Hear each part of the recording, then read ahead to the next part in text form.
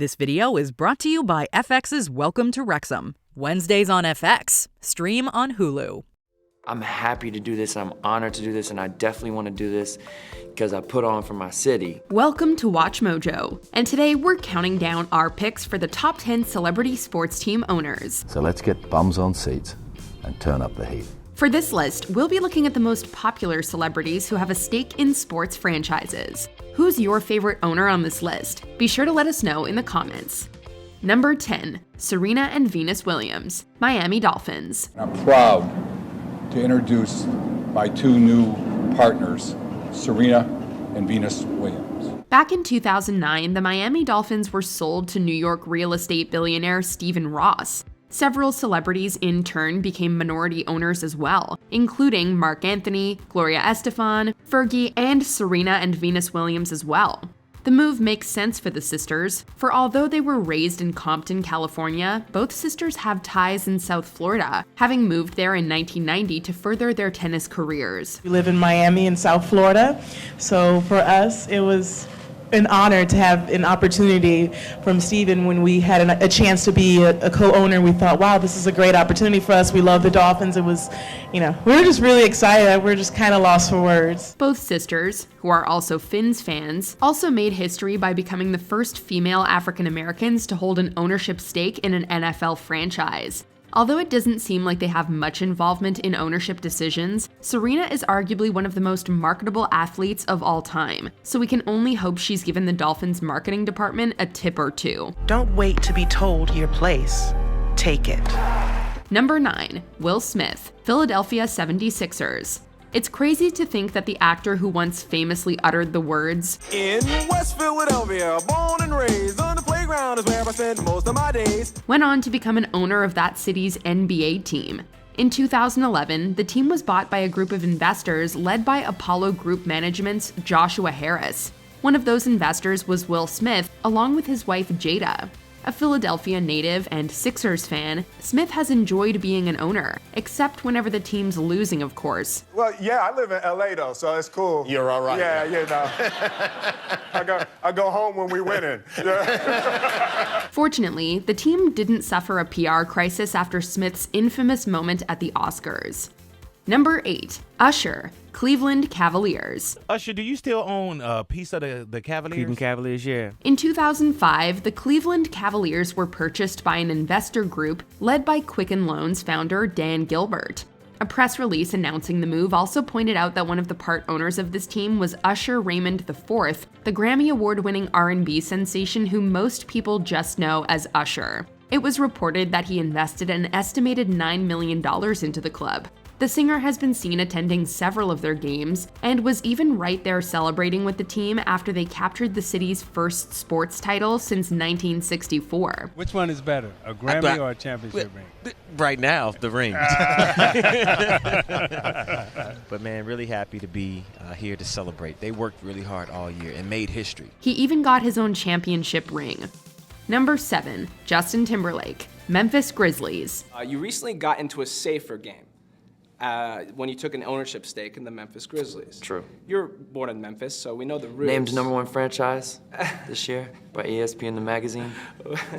What? Being born and bred in the city of Memphis, it's practically a perfect fit. Singer Justin Timberlake was recruited by billionaire Robert Pera to be part of his ownership group that purchased the Memphis Grizzlies in 2012. As a result, Timberlake became a minority owner of the team. While unclear if he has an active role in the organization like some of the other A-listers you will see on this list, he's constantly shown supporting the team at games and even on Twitter. Most recently, he heavily campaigned on social media for people to vote for Grizzlies point guard Ja Morant to play in the 2022 All-Star Game. Now that's what you call a caring owner. Number 6, Bill Murray, St. Paul Saints. Welcome to Ghostbusters Night. Have fun out there. Be safe. Bill Murray has never been shy to express his fandom for sports teams, including the Chicago Cubs. I've been a Cubs fan longer than you've been growing that beard, Dex. Longer than you've been growing that beard. That's awesome. It's coming a long in. time. What some people might not know, however, is that he's part owner of the St. Paul Saints, a minor league baseball team out of Minnesota. It doesn't come as much of a surprise that Murray is an owner, considering his love for sports. Always fun to see Bill Murray hanging out at the park here. He's just casual, man. He's hanging out, eating a sloppy Jane, chatting, waving to people, and excited to soak up the game action tonight. Like the other owners on this list, Murray can be seen at games and even interacting with fans. One game even saw Murray admitting fans into the venue. Off-putting and random to some perhaps, but very much Bill Murray. Number 5, Drew Carey, Seattle Sounders. This has been such an experience, from, I'm not from Seattle, but I feel like I am now. Honestly, I feel like this is my second city and my second hometown. I feel so at home here. And the fans here are just like the greatest. This actor and television host is a huge sports fan, but his love for soccer only came later on in life. I have to say, honestly, that soccer is almost my favorite sport. Initially watching games in North America, he soon began attending games in Europe, which is where his passion for the game grew. Yeah, I went to the World Cup. I went to Glasgow to see a game, been to Latin America to see a game. World Cup, my girlfriend and I went to see it's like we've been lied to about the Super Bowl being a big game. Once you've been to the World Cup, the World Cup is like 3 Super Bowls a day for 2 weeks, and then another Super Bowl a day till the end of the whole thing. In 2009, Carey was actually approached by the Seattle Sounders brass to become an owner of the team, and he accepted. Despite only being a minority owner, Carey has still left his mark on the team. Before becoming an owner, he did so under the condition that the team has a membership program like other European clubs, where members every 4 years can vote whether the team president stays on or not. The way I sold it to him was I said, the fans will do your dirty work for you. Yeah, for sure. Everybody knows when a guy has to go, right? Yeah. Not just in sports, but even at your job. Like, I know there's Is this some kind of setup? Are you here to tell me something? He's also the reason why the team has a marching band present at their games. Number 4, Michael Jordan, Charlotte Hornets. If you don't want to play that way, don't play that way. Break. So not only has he been labeled by many as the GOAT in basketball, he's also a principal owner and chairman of the Charlotte Hornets basketball team. In 2006, he bought a minority stake in the team when they were known as the Bobcats. 4 years later, Jordan purchased the team for $275 million to become its majority owner. I'm excited that all the indications that I've gotten back is that everybody loves it. The reason behind the purchase was not only his desire to become an owner of an NBA franchise, but to build a winning team in his home state of North Carolina. To have one of the greatest players in our history to be an owner in Charlotte, his home state, really, that was almost a dream come true. But let's not forget that Jordan is not the sole owner of the team, as celebrity rapper Nelly is a minority owner of the club. Number 3, David Letterman, Rahal Letterman Lanigan Racing. Throughout his life, former late-night talk show host David Letterman had always expressed an interest in becoming actively involved in race car driving. The interest is evident, as not only was watching racing a big part of his life, but Letterman is an Indianapolis native, where the Indy 500 is held annually. Every spring, winter was over. The long, cold Midwestern winter finished, and the grass was green, and you could start to hear the cars practicing at the Motor Speedway.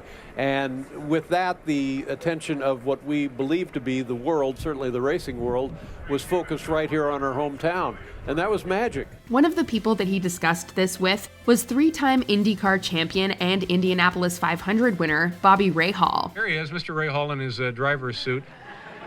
Now, do you use all of these things? Oh, definitely. All of these products? Oh, of course. Yeah. Valvoline, you use a lot of that?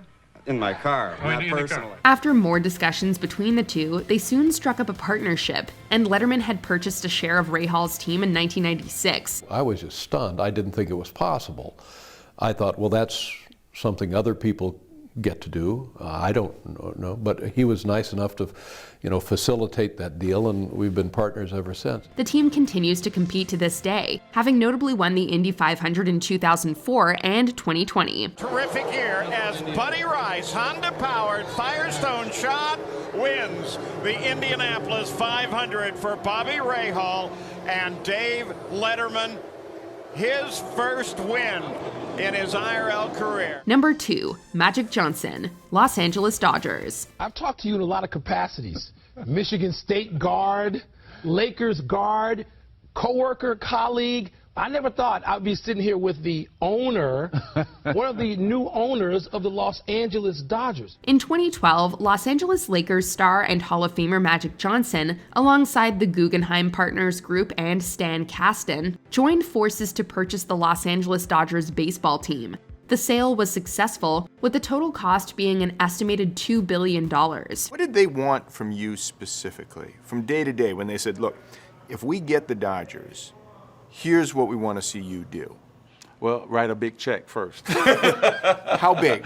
About $50 million big. The move evidently paid off, as several high-profile players have since lent their talents to the team, and they even captured a World Series in 2020. Strike three. Dodgers have won it all in 2020. But this isn't the only team Johnson has a stake in. Back in 2014, he again teamed up with the Guggenheim Partners Group to purchase the WNBA's Los Angeles Sparks. And that same year, he became a part owner of the Los Angeles Football Club. So since the Sparks also won a championship in 2016, does that mean the LAFC is next? Before we unveil our number one pick, here are a few honorable mentions. Ryan Reynolds and Rob McElhenney, Wrexham AFC. Two actors with a great sense of humor becoming owners of a Welsh soccer team. What's not to love? Will Ferrell, LAFC. Yes, it's just as cool as it sounds. LAFC. LAFC. LAFC. What is it? It doesn't end, ever. LeBron James, Liverpool FC. He bought a 2% stake in the team back in 2011, a wise choice considering all of the team's accomplishments since that time. Lewis Hamilton, Denver Broncos. The F1 star has turned his attention to the gridiron. Hamilton now joins the Walton Penner family, Condoleezza Rice and Melody Hobson, the chair of the Starbucks board. David Beckham, Inter Miami CF. The famous soccer star has taken his talents to South Beach as a co-owner of this MLS team. The fact that this is now happening, the fact that I look at our stadium and the white lines are down and the goals are up, and that for me, you know, that's an exciting moment. Number 1, Russell Crowe, South Sydney Rabbitohs. Are you not entertained? Are you not entertained? Is this not why you are here? Most are well aware of what this acting legend has done on the screen, but some may not know that he is a huge rugby fan and supporter of the South Sydney Rabbitohs rugby team. We're a business. Make no mistake about that. We are a professional organisation focused on the ultimate goal of success in our sport. We will achieve that with an eye to tradition. We will achieve that with an unassailable team spirit and cohesion. In 2006, Crowe became a co-owner of the struggling club. Since that time, the team's play has significantly improved. They've attracted more sponsors, signed marquee players, and won a premiership back in 2014. This group of players, the coaching staff, the administration, they've shown a whole new generation that you can pick yourself up by the bootstraps when you're down and out and you've got nothing going on, and you can do it. In addition, the club has attracted the attention of several celebrities who have traveled all the way to Australia to attend their games and even gone on to become fans. Crowe's contribution has been evident, and it's such a great story, we wouldn't be surprised if it ever made it to the big screen. We changed the culture, we changed the way the players thought, we changed the players. We brought in a different style of player, a different style of coach. We gave the administrators more resources to do their job better. This video is brought to you by FX's Welcome to Wrexham. Wednesdays on FX. Stream on Hulu.